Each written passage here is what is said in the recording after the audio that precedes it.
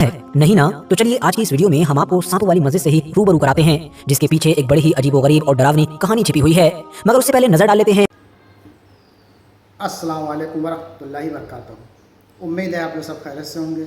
मैं भी अल्हम्दुलिल्लाह, अल्लाह का लाख लाख शुक्र है सना खैरियत से। और इंशाल्लाह जिस वीडियो रिएक्शन देने जा रहे हैं, RH नेटवर्क चैनल का नाम है। इनके चैनल का लिंक मैं डिस्क्रिप्शन बॉक्स में दे दूँगा। आप लोग चैनल सब्सक्राइब करिएगा और मेरी वीडियो का पूरा एंड तक देखिएगा। आज की वीडियो बहुत ही इंपॉर्टेंट है और बहुत ही बेहतरीन वीडियो होने वाली है, बहुत मालूमात वाली वीडियो हुई है। ये वीडियो उस टॉपिक पे है कि एक ऐसा मस्जिद है जहाँ पे सांपों वाली मस्जिद कहा जाता है, इसको सांप वाली मस्जिद। तो ये उसी की कहानी है। ये किस जगह है, कहाँ पर है, आज ये मौजूद है या नहीं है, किस टापू पे है, अपने इंडिया में या कहीं और बाहर है, या क्या हकीकत है, क्या सच्चाई है, पूरी जानकारी इस वीडियो से हम जानेंगे कि ये सांपों वाली मस्जिद का क्या रहस्य है। तो आइए यही जानने की कोशिश करते हैं। इसको जानने के लिए हमको वीडियो को अंत तक देखना होगा। वीडियो को अंत तक देखिएगा, अच्छी लगे तो इसको शेयर करिएगा और लाइक करिएगा। तो ठीक है, बिना देरी के स्टार्ट करते हैं, फिर बात करते हैं। दोस्तों, क्या आप लोगों ने कभी सांपों वाली मस्जिद के बारे में सुना है? नहीं ना, तो चलिए आज की इस वीडियो में हम आपको सांपों वाली मस्जिद से ही रूबरू कराते हैं, जिसके पीछे एक बड़ी ही अजीबोगरीब और डरावनी कहानी छिपी हुई है।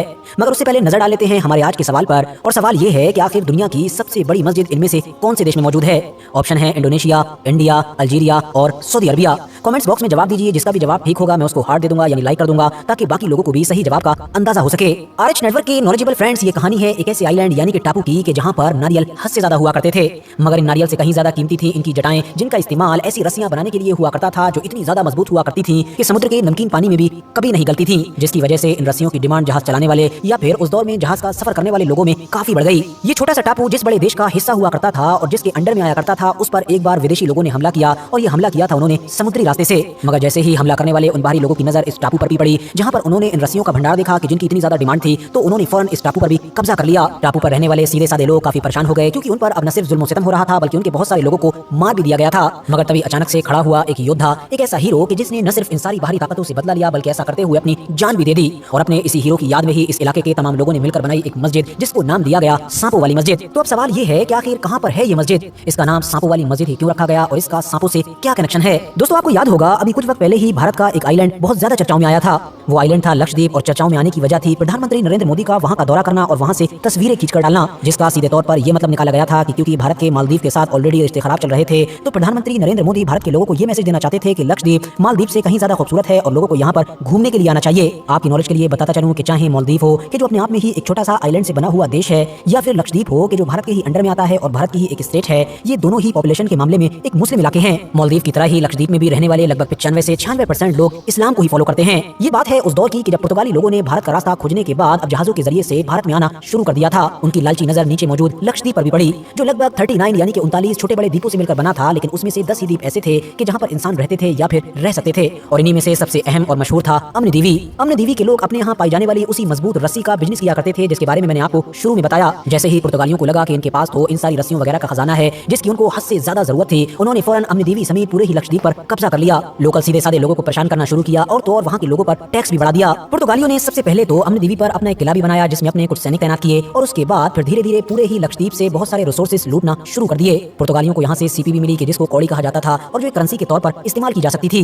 पुर्तगालियों के यहाँ पर आने से पहले इस पूरे इलाके पर केरला के राजा का ही राज हुआ करता था, और यही वजह थी कि यहाँ के लोग टैक्स तो पहले भी देते थे, मगर जाहिर है पहले टैक्स भी कम था और जिसको देते थे वो उनके अपने ही लोग थे। लेकिन पुर्तगालियों के आने से तो इन लोगों पर इतना ज्यादा जोर पड़ा कि मानो इनकी कमर टूट गई। मगर आखिर करते भी क्या, क्योंकि अगर ये करना भी चाहते तब भी नहीं कर सकते थे। जहाँ एक तरफ पुर्तगालियों के पास हथियार थे, बंदूकें थी, वही इनके पास कुछ भी नहीं था। ये निहत्थे थे और इनके पास कोई लीडरशिप वगैरह भी नहीं हुआ करती थी। आखिर में जब पानी सर से ऊपर निकल गया तो लोकल लोगों ने चुपके से अब कन्नूर के राजा से मदद लेने का फैसला किया। लेकिन कन्नूर का राजा भी पुर्तगालियों से दुश्मनी नहीं लेना चाहता था और उनके खिलाफ डायरेक्ट मैदान में नहीं आना चाहता था। मगर फिर भी राजा ने अपने एक दूत यानी कि अपने एक सफीर को इस इलाके के लोकल लोगों से मिलने के लिए भेजा, और इस दूत का नाम था कदद वंजिरक, जिसका मतलब होता था कि जिसके कानों में छेद हो।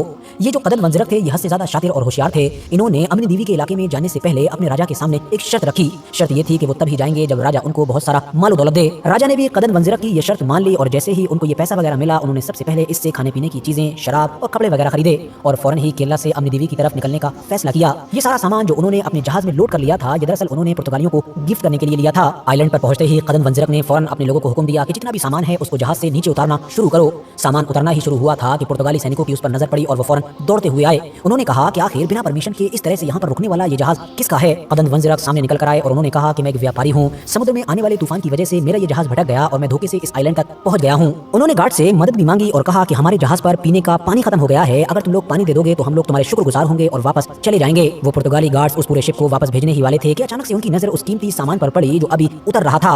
उनके दिमाग में लालच आ गया क्योंकि इसमें से ज्यादातर खाने पीने की चीजें ऐसी थी जो उस आइलैंड पर मिला ही नहीं करती थी। वो फौरन उस दूध को लेकर अपने स्टेशन मास्टर के पास पहुंचे। स्टेशन मास्टर के सामने भी बिल्कुल वही मामला दोहराया गया और कदन वंजरक ने कहा कि साहब हमको सिर्फ पानी लेने दीजिए, उसके बाद हम लोग अपने रास्ते निकल जाएंगे। स्टेशन मास्टर ने कदन वंजरक की बात तो मान ली, मगर कहा सिर्फ एक शर्त पर ऐसा किया जाएगा, अगर तुम जहाज पर मौजूद अपना सारा सामान हम पुर्तगालियों को बेच दोगे। कदन वंजरक जिनको तो इंतजार ही इसी बात का था, उन्होंने अब एक्टिंग करना शुरू कर दी, यानी बहाने बनाए कि वो ऐसा नहीं कर सकते हैं, मगर आखिर में सारा सामान बेचने के लिए तैयार भी हो गए। कदन वंजरक ने सिर्फ पुर्तगालियों को अपना सामान ही नहीं बेचा, बल्कि अब तो उन्होंने पुर्तगालियों से ये भी वादा किया कि वो आज रात में ही उनको एक बड़ी ही आलीशान पार्टी भी देंगे। अब जाहिर है वो बहुत सारी शराब तो अपने साथ लेकर आए ही थे। रात की पार्टी में जाम का दौर शुरू हो गया। रात भर इन्होंने पुर्तगालियों को भर भर कर शराब पिलाई। लंबे वक्त से अलग थलग पड़े इस आइलैंड पर जिंदगी गुजारने वाले पुर्तगाली सैनिकों के लिए तो ये एक सुहावना सपना था। उन्होंने तो इस आइलैंड पर इस तरह की पार्टी की कभी उम्मीद भी नहीं की थी। नशे में सारे पुर्तगाली झूम रहे थे, मगर जब सुबह हुई तो उनको एहसास हुआ कि जिसको वो एक बड़ा ही सुहावना ख्वाब समझ रहे थे वो तो दरअसल एक डरावना सपना था, क्योंकि ऑलरेडी आधे से ज्यादा पुर्तगाली मारे जा चुके थे और बचे हुए लोगों की भी हालत काफी खस्ता थी। वजह ये थी कि जो शराब उन लोगों ने रात भर भर भर कर पी थी, उस शराब में पहले ही कदन वंजरक ने सांप का जहर मिला दिया था।